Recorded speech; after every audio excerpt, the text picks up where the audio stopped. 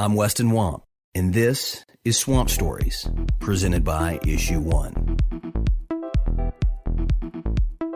Charles and Shannon, the lines here at Marshall High School have only gotten longer throughout the day. When I was here around 1 o'clock this afternoon, the lines just went down to the end of this block here. Now they extend all the way past this football field. I spoke with a man who's in the front of the line. He says it took him an hour and a half to get there, and he isn't even inside yet. It was after chaotic scenes of long lines at polling locations hit national television during the primary season of 2020 that Facebook founder Mark Zuckerberg and his wife Priscilla made an announcement that their foundation would make a large donation to bolster local election offices during the pandemic. This came amid Congress allocating $400 million for election assistance, a sizable amount by historic standards, but far short of what experts like those at the Brennan Center and many state and local election officials said were needed to safely pull off an election in a pandemic. The infusion of private philanthropy to aid the execution of an election has been scrutinized by both Republicans and Democrats. But the real story is rather boring and uncontroversial. The needs were real. Every legitimate grant request was approved. And Zuckerberg's philanthropic investment in American elections benefited small rural communities and large urban cities in red, blue, and purple states alike. This is episode 41, Zuckerbucks.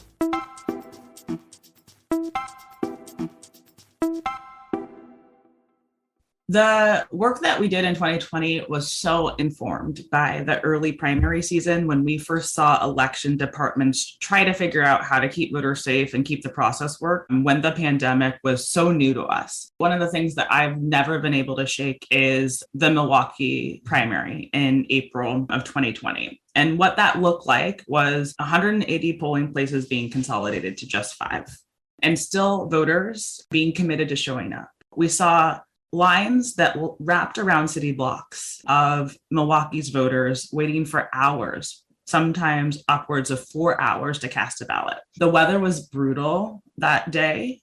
Folks stood in a hailstorm at times to be able to cast those ballots, but they still did it. Tiana Epps Johnson is the CEO of the Center for Tech and Civic Life, one of 2 nonprofits that received most of the money Zuckerberg and Chan committed to election offices. If you remember, I think some folks forget, but it took over 2 weeks for Milwaukee to be able to provide results to the public. And as we moved through the primary season, we continued to see things like that. In Georgia, we saw jurisdictions that were struggling to even be able to open polling places to start the election. And so there were national stories about how the pandemic was really bringing the voting process to its knees. It was a really dire set of circumstances. And so it informed our urgency around the work. And I think that it really elevated to the American public how important these election officials are and how important it is to support their work. In the end, Chan Zuckerberg's election-focused philanthropy totaled a bit over $400 million,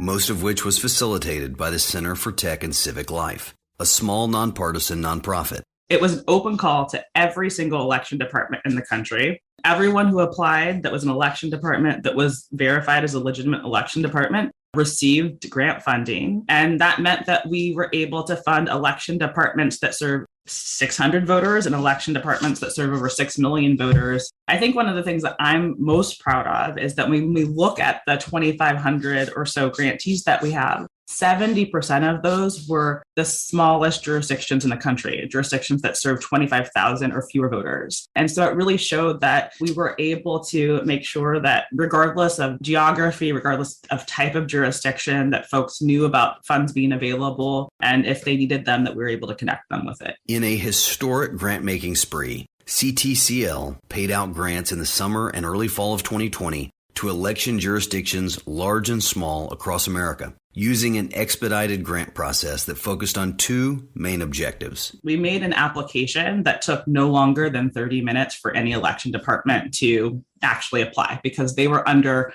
such significant stress just doing their work that we wanted to make it super easy for them to apply. We also, on our end, when we were reviewing applicants, we were doing 2 main things, making sure that anyone that applied was in a legitimate election department And then once we were able to verify that, getting money to them as fast as possible so that they could put it to work for their voters. The funds, which many on the right now call Zuckerbucks, were used for all types of purposes: purchasing PPE, hiring additional staff, facilitating high-volume vote by mail, and promoting voting.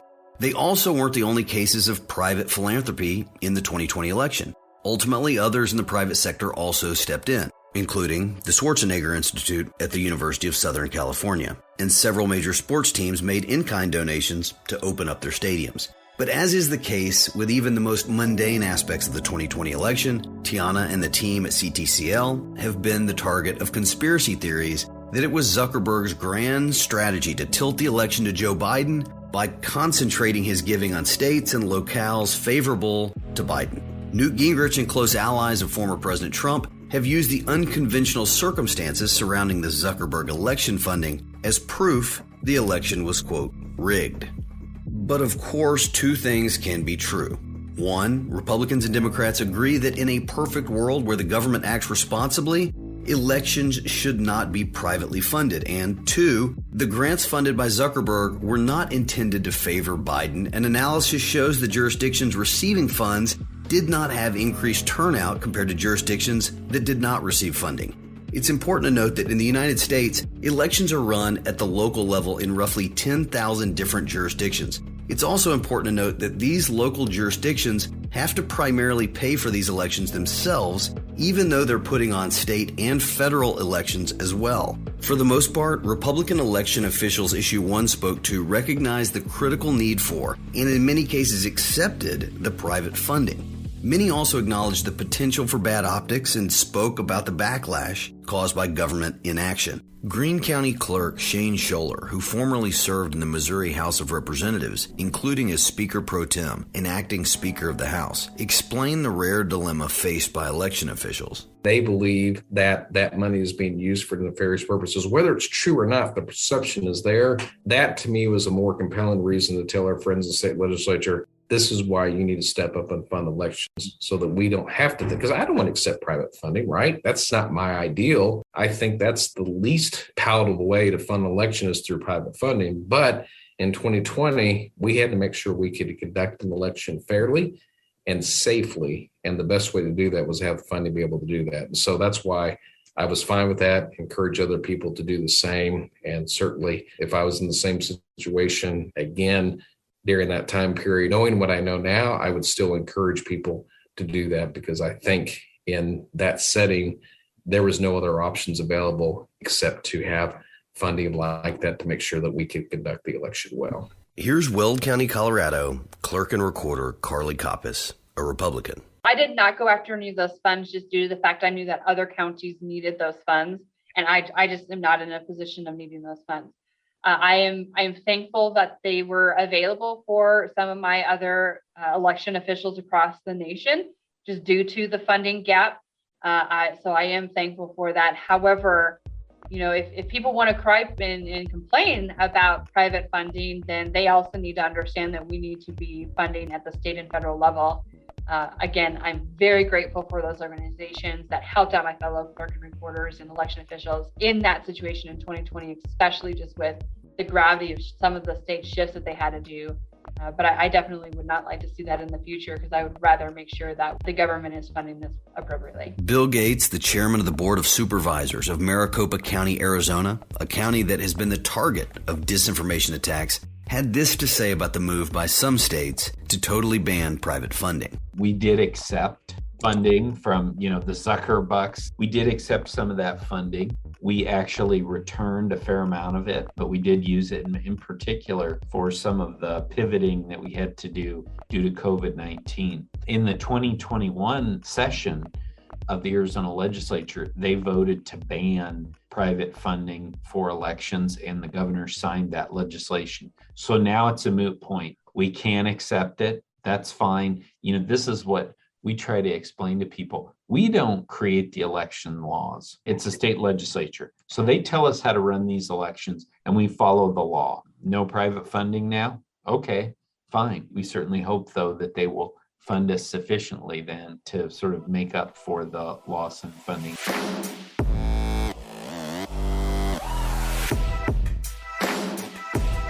We'll be right back. All right, let's get back to it. Sam Oliker-Friedland is an advocate for accessible elections and former chief counsel for the Center for Secure and Modern Elections, which partnered with CTCL on the Election Infrastructure Initiative following the 2020 grant program to get more federal funding to local election departments. He is now the executive director of the Institute for Responsive Government. He points out that legislatures have not, in fact, worked to close the funding gap at the same time as they've banned private funding. What you've seen is legislators targeting the grant program without pairing that targeting of the grant program with robust funding of the election officials in their state who desperately need funds to purchase new voting machines, to upgrade their voter registration database security, and to make sure that they have enough availability for the voters in their state to vote. There's a study by the Election Infrastructure Initiative that found about $54 billion in election infrastructure funding needs over the next 10 years, and not a cent of that was covered by the legislatures that have spent the last few sessions attacking the grant program. And that's really striking to me, because it turns out that when you look at it that way, it's not actually about making sure that election officials have what they need from the public officials that are actually responsible for providing that.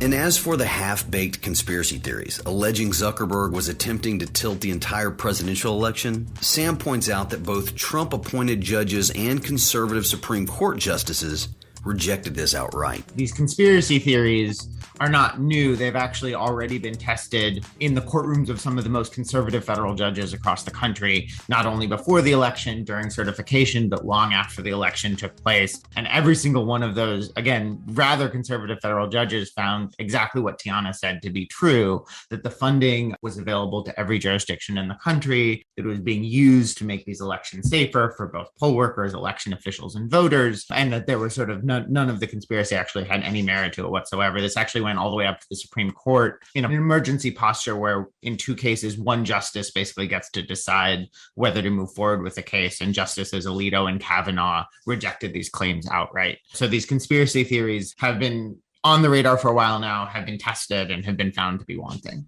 Neil Kelly, former registrar of voters for Orange County, California, and a Republican, had this to say. God, that was so overblown. There was so much in the contract on the back end that put an air gap between Zuckerberg and his foundation and the money that was used at the county level for elections.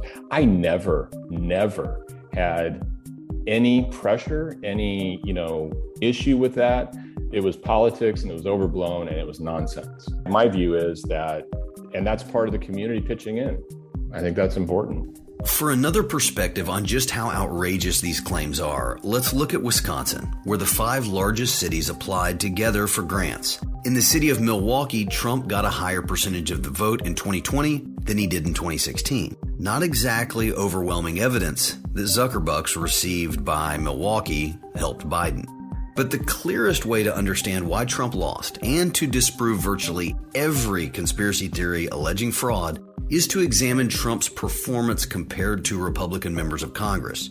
You see, if Zuckerberg had successfully driven more Democrats to the polls, these voters would have also hurt the performance of Republican congressmen like Mike Gallagher, who represents Green Bay, Wisconsin, and surrounding areas. But the opposite happened in 2020. Gallagher and congressional Republicans outperformed then-President Trump by significant margins all across the country. In Brown County, where Zuckerbucks were used by election officials, Gallagher received 8% more of the vote than Trump and 11,000 more votes.